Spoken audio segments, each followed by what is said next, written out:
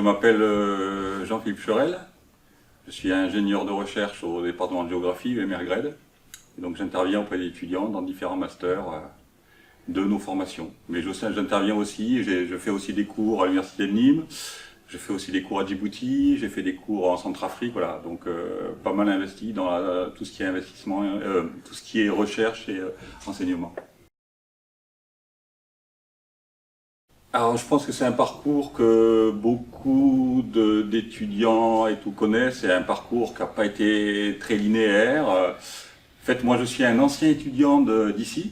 J'ai fait un DESS et un DEA d'activité littorale et maritime. J'étais un étudiant de Jean-Marie Miossec et tout, que j'ai eu comme enseignant, etc. Et puis donc je suis sorti avec mon DESS et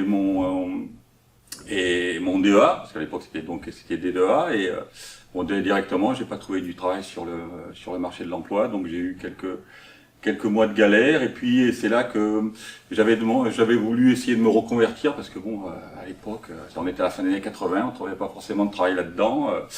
J'avais postulé pour faire une formation d'informaticien, et puis j'avais postulé en même temps pour être maître auxiliaire, parce que j'aime bien, j'ai toujours aimé l'enseignement, et c'est vrai que j'ai été pris en tant que maître auxiliaire, donc j'ai fait maître auxiliaire pendant 3 ans, donc sur l'académie, j'ai adoré faire ça en histoire, géographie, donc j'ai toujours aimé le contact avec les élèves, les étudiants.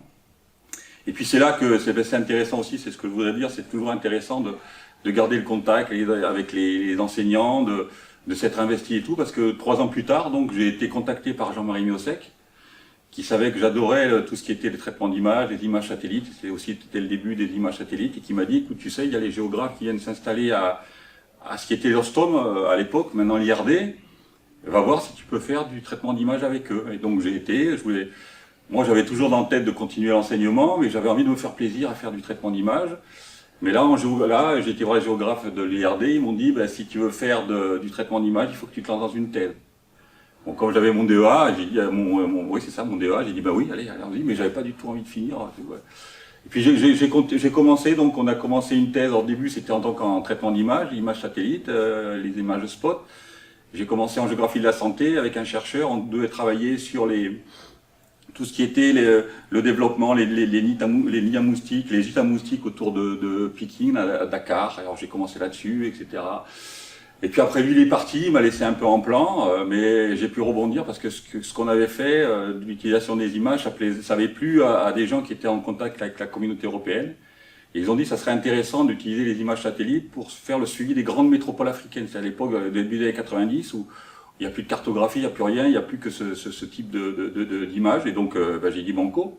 Et donc on est parti, donc j'ai fini ma thèse. J'ai fait ma thèse en 5 ans, ce qui est difficile à l'époque parce qu'il y avait plein de choses. Donc j'ai soutenu une thèse, je suis docteur en géographie, avec tout ce qui est utilisation des images. Et puis là, à nouveau, rebelote, à la sortie de ma thèse, un peu le bec dans l'eau, parce que trouver des postes et tout, c'était pas forcément évident. Donc là, j'ai fait pas mal de CDD, j'ai travaillé des CDD à la maison de la télédétection, dans des CDD aussi dans des boîtes qui faisaient du traitement d'images en privé. Bon, et c'est à nouveau là, parce que je connaissais du monde, parce que j'avais un peu cultivé mon réseau, qu'on m'a dit, en 97, on m'a dit, écoute, on cherche des enseignants pour faire des enseignements au département de géographie, est-ce que tu serais volontaire? Ils voulaient démonter tout ce qui était SIG, télédétection, j'ai dit banco. Et donc j'ai réintégré, alors que j'avais abandonné, j'ai réintégré l'université en tant que chargé de cours. Puis c'est là quand ils ont dit, ils ont vu mon profil les intéressait, ils ont dit, écoute, voilà, ça serait bien que tu puisses t'intégrer. C'est là que j'ai eu une énorme chance, de temps en temps la chance aussi c'est utile, c'est que il y avait des postes d'ingénieurs de recherche qui se libéraient.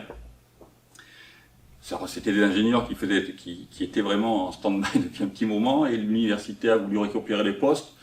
Mais là, on a dit non, il faut absolument que ça soit un poste qui reste en géographie, etc. Et donc voilà, depuis 1999, je suis ingénieur de recherche dans tout ce qui est SIG, traitement d'images, au sein de l'université. Donc en tant qu'ingénieur de recherche, donc je suis en appui à tout ce qui est recherche et enseignement. Donc de recherche, j'appuie tout ce qui se fait dans les différents projets de recherche. Je suis associé aux différents projets de recherche avec les collègues, que ça soit notamment beaucoup en risque. On a travaillé, par exemple, on avait eu à une époque un gros projet sur Djibouti, sur des inondations qui avaient eu lieu. C'est pour ça qu'à Djibouti, on est entré en contact avec l'université. C'est pour ça d'ailleurs que maintenant je donne des cours à Djibouti. Et donc il y a toute cette partie recherche. Bon, tout sur le SIG, à chaque fois qu'on a besoin du SIG, à chaque fois qu'on a besoin d'utiliser des images satellites, on fait appel à moi ou quelqu'un comme Monique Gherardi. Et puis je suis aussi tout ce qui est enseignement. Parce qu'en enseignement, les outils de la géographie tels que les SIG, le traitement d'images, c'est de plus en plus demandé. Mais au niveau enseignant, il n'y a pas assez d'enseignants qui sont experts dans ce domaine. Et donc on fait appel aux ingénieurs. Ben, dans le master GCRN, donc, comme je disais, j'interviens dans plusieurs masters.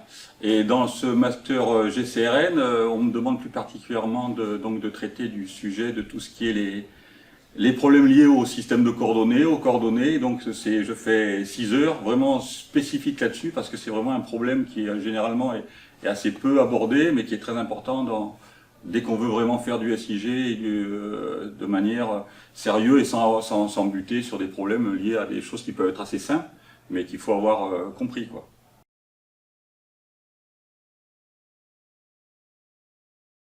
Quelques conseils, il faut s'accrocher, il faut cultiver ses réseaux, il faut essayer de se perfectionner. Par exemple, quand j'avais fait mon DESS et mon DEA, j'avais essayé aussi en fac de sciences faire un certificat d'université de télédétection.